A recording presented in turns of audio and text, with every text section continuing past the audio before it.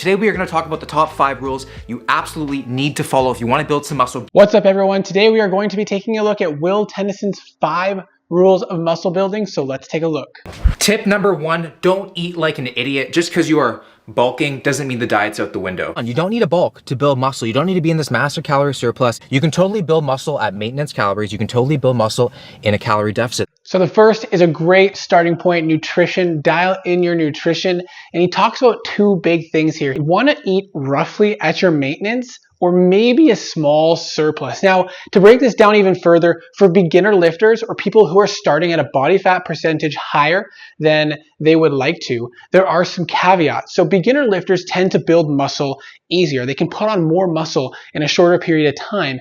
And there are studies that have shown that eating in a small surplus within the first year of your lifting, you can actually still primarily put on muscle. Something in particular to think about when you're deciding if you're going to eat in a surplus or not is, if I was to add body fat, would that take me further away from my goal? If you don't want to become less lean or lose your abs, I would suggest avoiding the bulking phase that a lot of people do and just eat surrounding your maintenance roughly and try to maintain that average appearance of your body fat. And over time, you'll likely lose some of that body fat while building muscle. And as you're adding muscle, it'll look like you're more lean.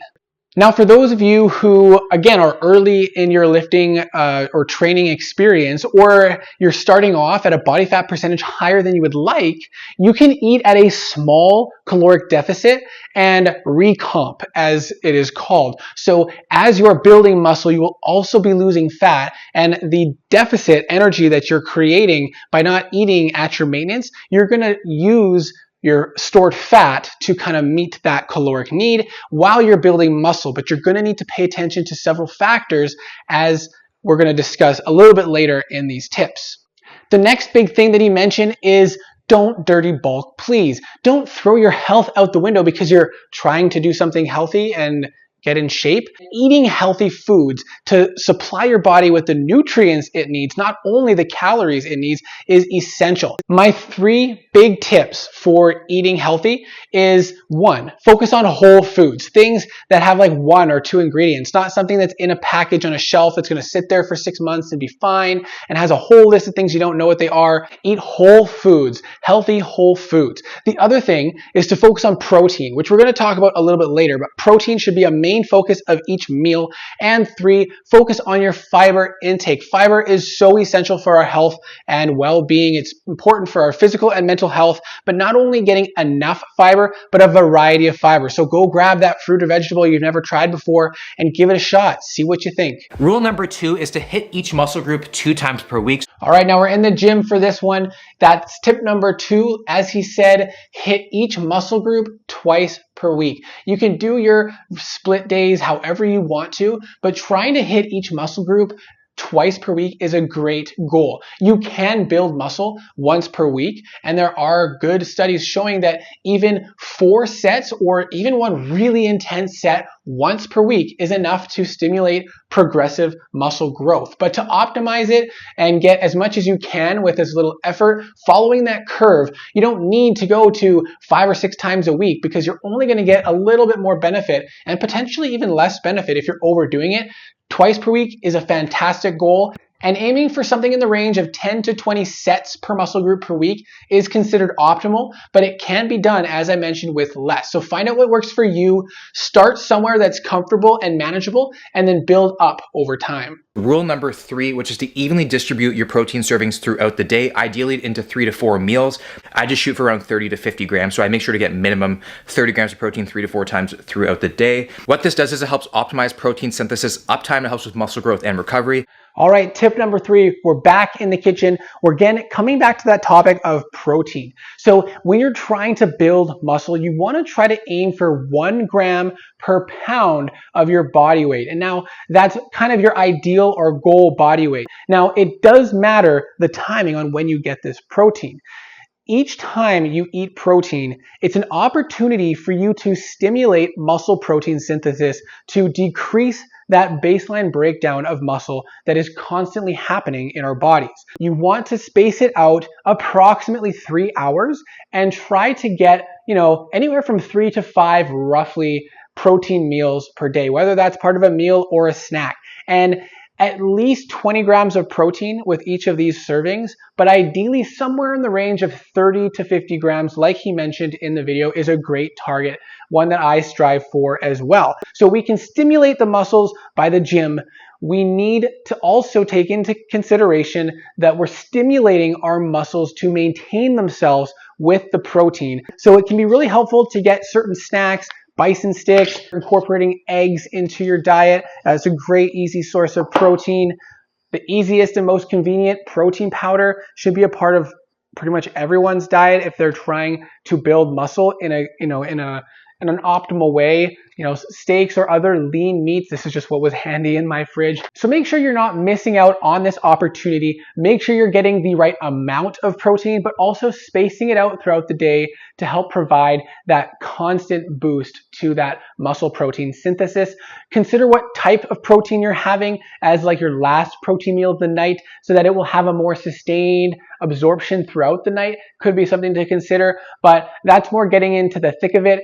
The main thing is just get the right amount of protein, 1 gram per pound of your body weight, and to space it out somewhat evenly throughout 3 to 5 meals of the day. Rule number 4, which is to recover just as hard as you train.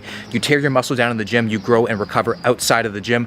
Now, what's more important than the actual workout itself? Well, working out is the trigger or the stimulus for building muscle, but rest is when the muscles actually grow.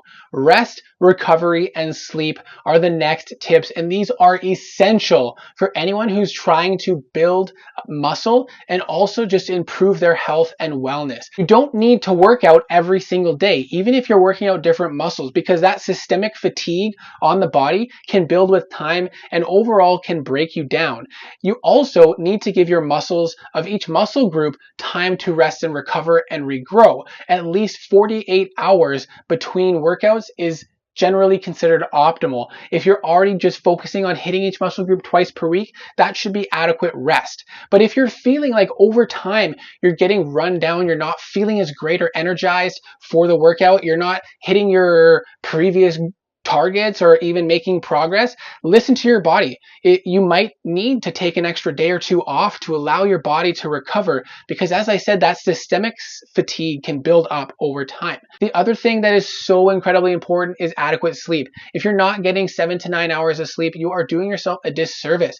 You won't have the energy you need for the workout, but also your body will not be recovering and you will not be building the muscle that you could be. And there's a lot of other factors that are going to come with inadequate sleep that are going to not only hurt your gains, but also hurt your health overall. Well, rule number 5 is patience, guys. All right, so the next tip is patience. You need to have patience. This is a long-term plan that you need to put into effect, not something that you're trying to just achieve as fast as possible. It needs to become a part of your lifestyle. Once you achieve your goal, you're going to have to continue training and continue whatever it is you're doing to get there in order to maintain it. It's better to set your expectations in a realistic manner so that you're not disappointed with your lack of progress because you're not going to achieve your unrealistic goal, and also to avoid putting yourself in a situation where you feel like your only option is to use performance enhancing drugs or do other things that are not right for you just to try to speed up your gains. And I want to go a little bit deeper onto the point of expectations. You should not be comparing yourself to other people around you. You should be comparing yourself to you and you alone.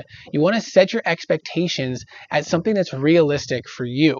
What amount of time you have to commit to this, the amount of money you have to commit to this, and maybe even considering your genetics. Some people have really good genetics and are able to pack on the muscle really easily, and some people struggle to gain muscle. So you need to allow yourself to have that flexibility of mindset and expectations so you're not disappointed with yourself.